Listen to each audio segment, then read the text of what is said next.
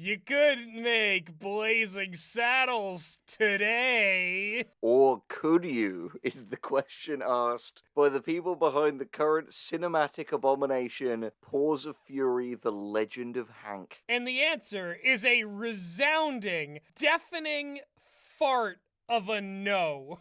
And we are here to sniff that fart. So, before you ask, you out there in YouTube comment land, no, we haven't seen it. Why would we see it? Why should anyone see it? It looks horrible. Look at the title, look at the trailer, look at the cast, the everything.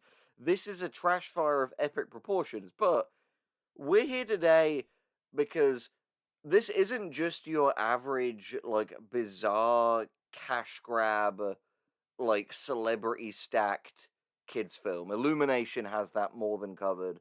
This is something special. This is a disaster with a bizarre odyssey behind it, a genuine fall from grace, and some utterly baffling twists and turns. Yes, exactly. This project began life back in 2010 as Blazing Samurai, a animated reimagining of Blazing Saddles, which was initially going to feature a black samurai, and maybe would have been a better adaptation of Yasuke than Yasuke was. This was quickly changed to feature a storyline about cats and dogs. Seems like an odd creative choice. It's so strange because originally, and you can tell because there are odd ghosts of this here in the number of, like, Akira Kurosawa references in it, like, from the plot to the fact that the kind of, like, mentor cat played by Samuel L. Jackson is called Jimbo, which is clearly, like, shortening and an Americanization of Yojimbo, one of Kurosawa's most famous films. And the X meets Y of Kurosawa meets Blazing Saddles is, like, genuinely pretty rad. Yeah, it would have been a neat, like, sort of deep cut reimagining for, like, fans of films who are, know the works of, like, Mel Brooks, Richard Pryor. But I'll tell you what else is blazing. These fucking chicken wings that I'm dining out on right now. And I'll tell you what was blazing. The people behind this film. Because this, like, there is, like, you can't really talk about how weird this film is in a linear fashion. Like, to give you an example, this film isn't just loosely inspired by Blazing Saddles, it is basically beat for beat the entire plot, so much so that among the how many? 1, 2, 3, 4, 5, 6, 7 different people credited with writing the screenplay for this. 2 of them are Mel Brooks himself and Richard Pryor, who has been dead for 17 years. Yeah, it really makes you wonder how much of the original script was just straight up lifted to create Paws of Fury, The Legend of Hank. These things happen, like, especially in music. A lot of the time you will see, like, a song is maybe inspired by another song, maybe it borrows, like, a hook or a motif or a chord progression. It's not uncommon for the person who made the song that, like, inspired some aspect of the new one to be listed as a co-writer, But I'll admit, that is incredibly rare in films. And especially because with this new title, with the, like, distancing from all the racial elements that were the original reason why, like, the comedy and the original Blazing Saddles had something insightful to say, to take all that away and to just, like, use the plot line and to basically just lift whole bits and whole lines, you end up with something that, like, is not really enough of the original to be a parody of it, but also not fully its own thing to not just be plagiarism. Speaking of plagiarism, let's talk about the cast a little bit, because this has one of the most surreal casts I have ever seen. We have Michael Cera as the titular Hank. So let me tell you a few things about Hank. When you're thinking, oh, I want to remake Blazing Saddles, who do I cast in the lead role? Michael Cera, obviously, one of the first names that comes to mind. Who has, by the way, none of the charisma of Cleveland Little, the guy who played Bart in the original. This is just a complete sideswipe, but, like, I do not find Michael Cera to be a charming performer in the slightest. Henry, you gotta leave, like, the prototype Jesse Eisenberg alone. It's not his fault they didn't finish him. That's not fair to Jesse Eisenberg. Jesse Eisenberg is a significantly... Like, Michael Cera is awkward, but, like, he's not performing awkwardness. He's just awkward. Jesse Eisenberg is a legitimately very good actor. Like, fucking Social Network, Vivarium...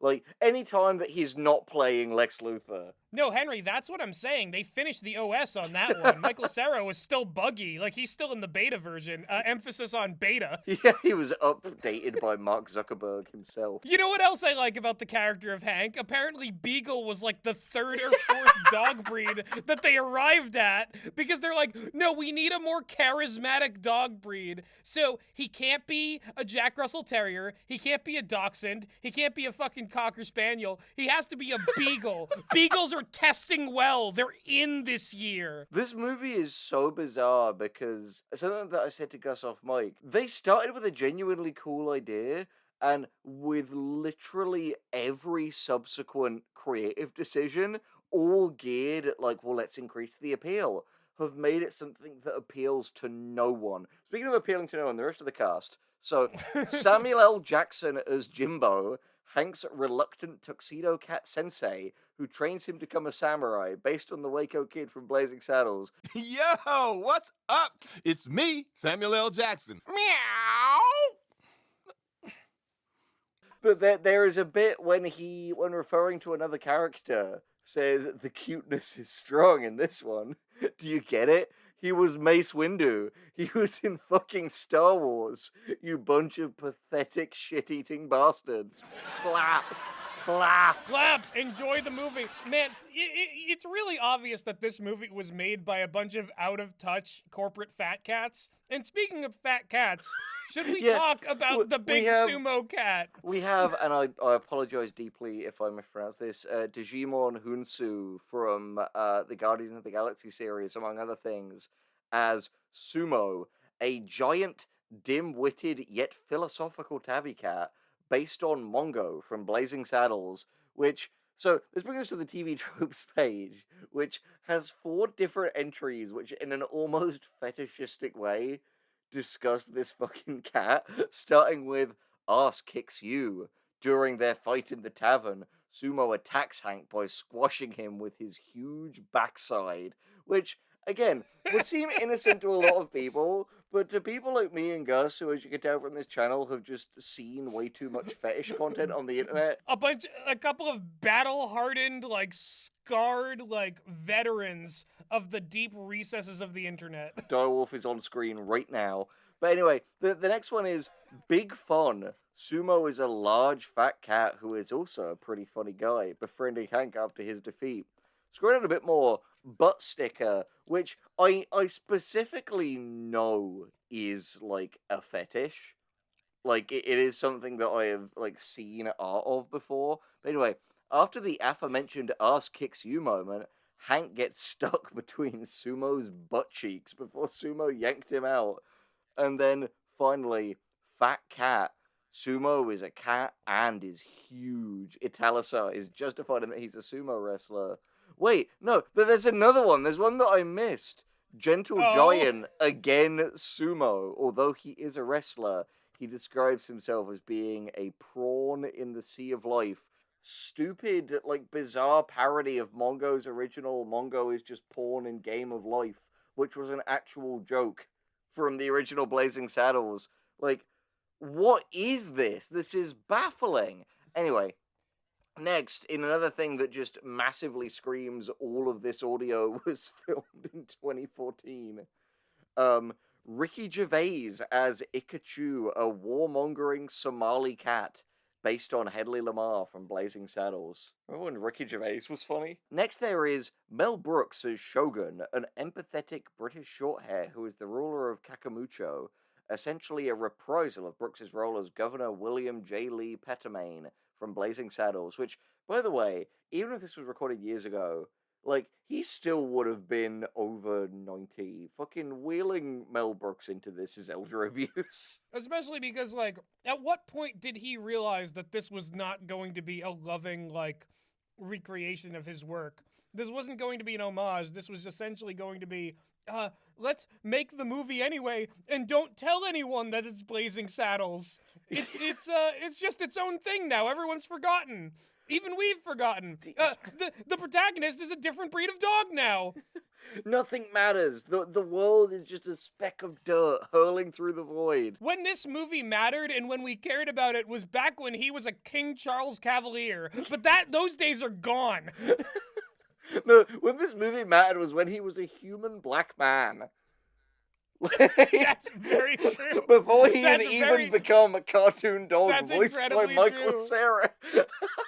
It says on here that Chris Rock was attached to produce at some point. Was not attached to produce on the finished product. Chris Rock was actually annihilated recently. He no longer is alive.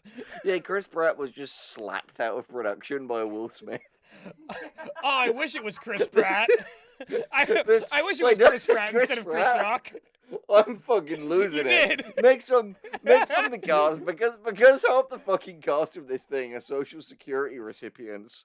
We've got the 85-year-old George Takei as Ogre, a muscular Manx cat who is the leader of Ikachu's army, based on Taggart from Blazing Saddles, which, again, from the wonderfully fetishistic Paws of Fury TV Tropes page, we can confirm does say, "Oh my," several times during the film. Isn't that funny? There is no God. You know, this is just like another food fight where it's like, inexplicably, there's all the celebrities in here playing the hits. Yeah, all the hottest celebrities of 2014. Yeah, like... just like how Food Fight was like... Was it Charlie Sheen? Or was it fucking Hillary Duff? Eva Longoria was in it. Wayne Brady was in that. Meg, was it Hillary Duff as the love interest in Food Hillary Fight? Duff was in that. Was Henry, and one of the Wayans brothers as the chocolate squirrel. It wasn't a Wayans brother. It was Wayne Brady. It was Wayne Brady? Wayne Brady was the chocolate squirrel. That's even weirder. Anyway. King Dice. Yeah, oh yeah, King Dice himself. Dice. Anyway, go watch the Cuphead video. It's on a thing that's good. Gabriel Iglesias plays Chuck, a clumsy calico cat. And then, this I think is my favorite of just like, Why what... wouldn't they have made him a fluffy cat? Well, wait. This is the weirdest casting of the whole thing. Fucking... I'm coughing on my wings over here. You okay? You okay? Yeah, I almost dropped them. This video is I'm fucking... not plugged into the mic, by the way. That's why you keep talking over guys. Sorry. It's okay, it's really fucking funny. I'm dying.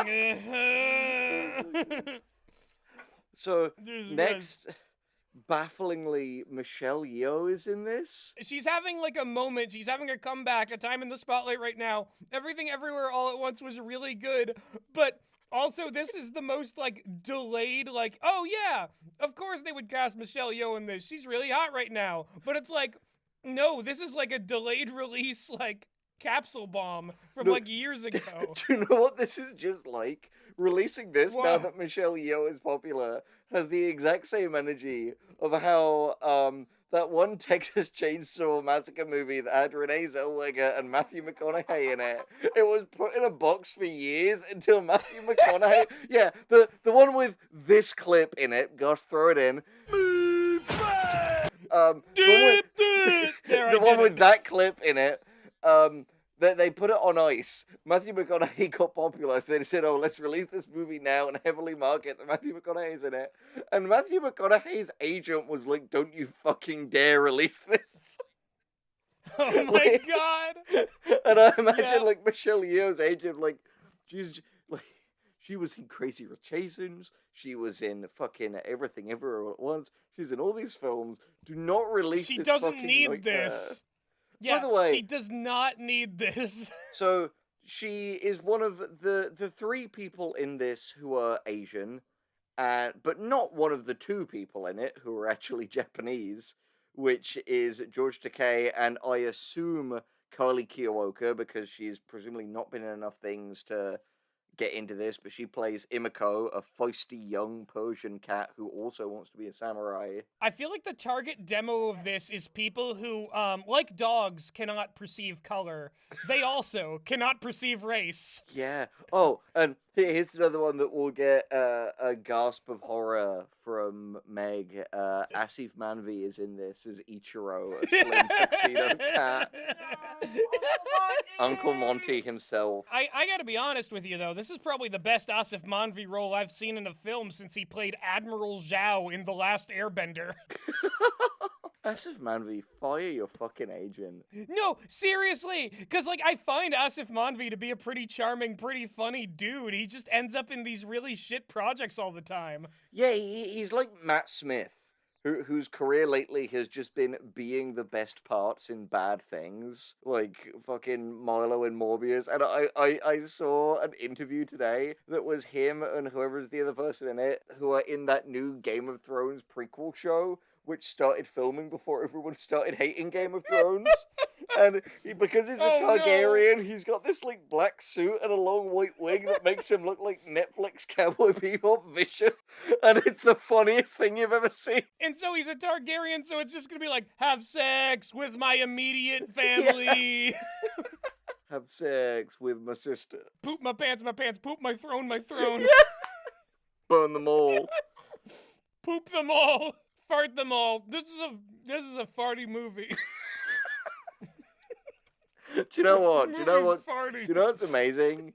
So I think maybe the only value that this movie provides to anyone else is the fact that it means that Minions: Rise of Gru isn't the worst animated film in cinemas at the moment. Yeah, and it's not the worst one that Michelle Yeoh has been inexplicably cast in. What was the other one she was in? Was she in Rise She of was Gru? in Minions: Rise of Gru, yeah! What? Who the fuck did Michelle Yeoh play in Minions: Rise of Gru? Wait, we're halfway through the runtime. You can't just introduce the best character of all time. What? That's me right now! She plays the best character in the movie who also has, like, barely anything to do with the core plot. Because she teaches the minions kung fu. But they don't learn. They're idiots. I hate them. Get that fucking paper, Michelle. Get that fucking paper. Here's the thing. Everything Everywhere All at Once came at the perfect time. Because now nobody needs to, like, worry about, like, oh man, Michelle Yeoh's been in only a lot of shit things recently. Ironically, this film feels like Everything Everywhere happening all at once. So that's the thing. It's funny because this has its roots in being, like, you know, a Kurosawa pastiche.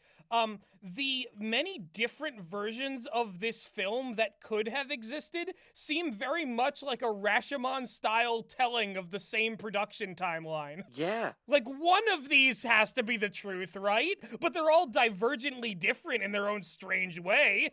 I guess the takeaway from this is, if you are a cool, creative, black cinephile / weeb out there, Blazing Samurai has not been taken. You can make that cool movie, because these fucking morons didn't. They had it and chose not to. Steal the concept. Exactly. We'll end it on Meg is desperate to tell this story. So Meg, tell the story. Go ahead. It's not even that funny, but I know that I have to say this in the video, because, like, I never want to have to think or talk about, this movie again, because, frankly, the trailer played before the bad guys, and it also played before Thor: Love and Thunder, and both times I was forced to watch it, I was done immeasurable psychic damage. But when I went to go see Thor: Love and Thunder, I went to go see it with my sister, and we were sitting there for like a solid minute and a half after the trailer wrapped, because I had forgotten that the subtitle of this movie was The Legend of Hank. Hank is our dad's name, so we were just sitting there laughing like idiots, and like, long-time listeners of the channel will know that I am prone to jokering. My sister and I, the Joker disease is hereditary, so my sister and I, if we start laughing about something, it'll just be one of us starts laughing, the other one starts laughing, and then, like, because we're laughing, we start laughing harder. So everybody in that movie theater probably thought we were insane, and it wasn't even that funny. It's just I think we were really tired, and the movie trailer was very bad.